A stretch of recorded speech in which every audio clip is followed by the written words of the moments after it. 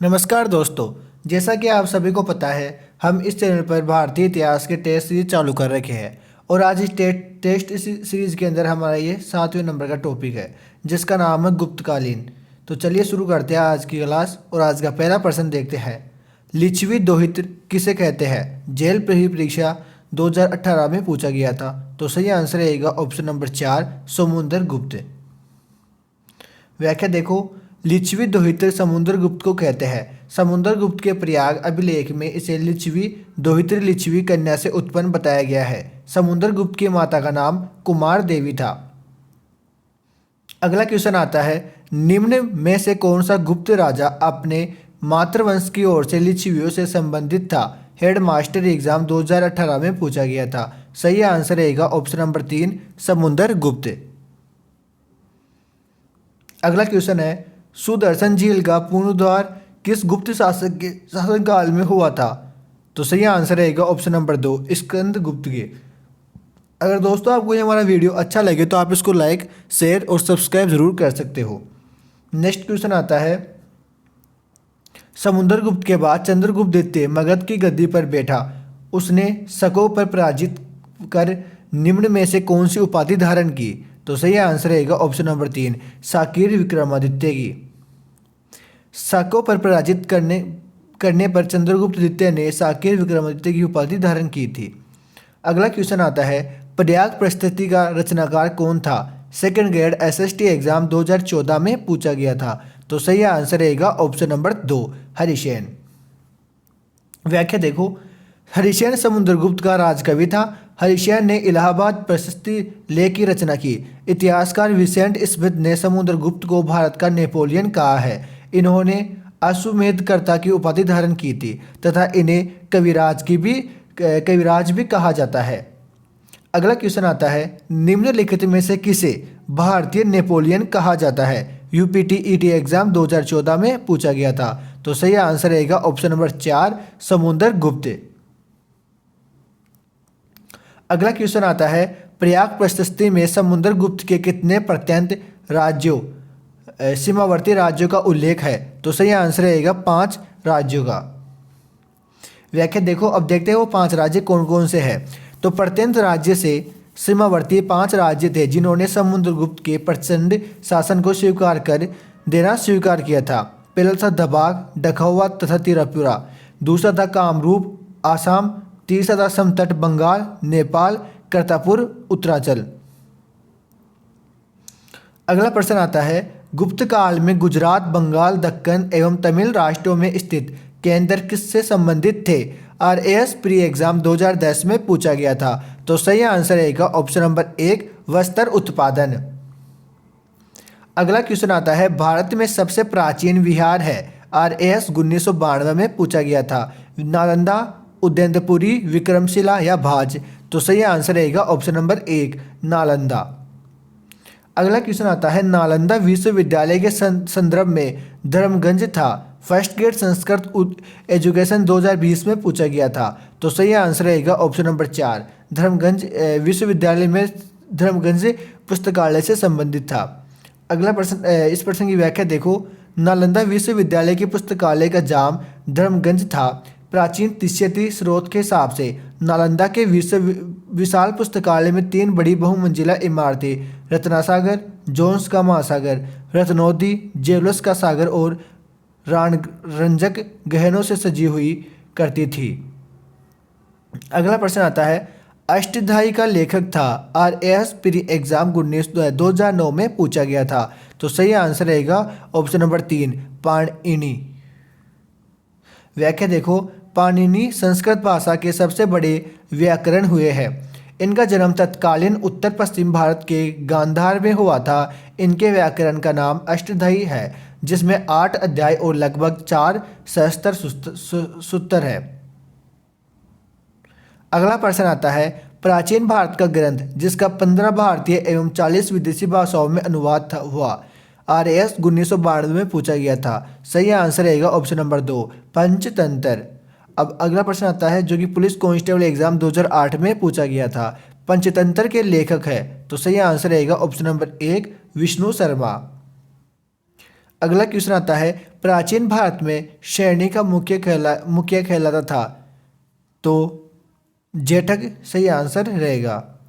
गुप्त काल में व्यापारियों की एक समिति निगम श्रेणी या गण का प्रधान श्रेष्ठी या जेठक कहलाता था। व्यापारियों के समूह की सार्थ तथा उनके नेताओं का सारद्वाह कहा जाता था। अगला प्रश्न आता है, गुप्त काल में व्यापारियों के प्रमुख को किस नाम से जाना जाता था? पुलिस कांस्टेबल एग्जाम 2007 में पूछा गया था। तो सही आंसर रहेगा ऑप्शन नंबर 1 श्रेष्ठी।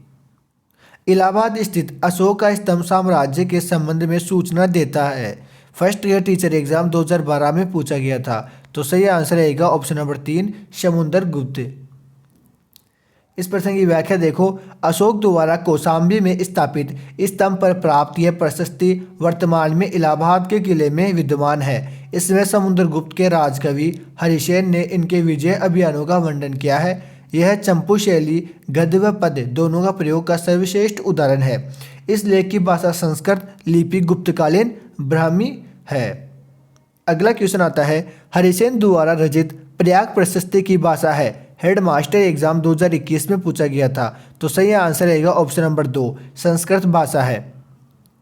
अगला क्वेश्चन आता है, गुप्त सम्राट चंद्रगुप्त सेकंड के संदर्भ में कौन सा कथन सत्य है? तो सही आंसर रहेगा ऑप्शन नंबर 1 उसने शासनकाल में चीनी यात्री फाहियान भारत आया था। उसके शासनकाल में चीनी यात्री फाहियान भारत के अंदर आया था। अगला प्रश्न आता है, निम्न में कौन सी पुस्तक कालिदास ने नहीं लिखी है? तो सही आंसर रहेगा देवी चंद्रगुप्त। अगला क्वेश्चन आता है, निम्नलिखित में से कौन सी रचना कालिदास की नहीं है? हेडमास्टर एग्जाम 2011 में पूछा गया था। तो सही आंसर रहेगा ऑप्शन नंबर 4 कादम्बरी। लीलावती प्राचीन भारत का वर्ध वृत्तांत किससे संबंधित है? दिल्ली पुलिस कांस्टेबल एग्जाम 2012 में पूछा गया था। तो सही आंसर रहेगा ऑप्शन नंबर 3 गणित।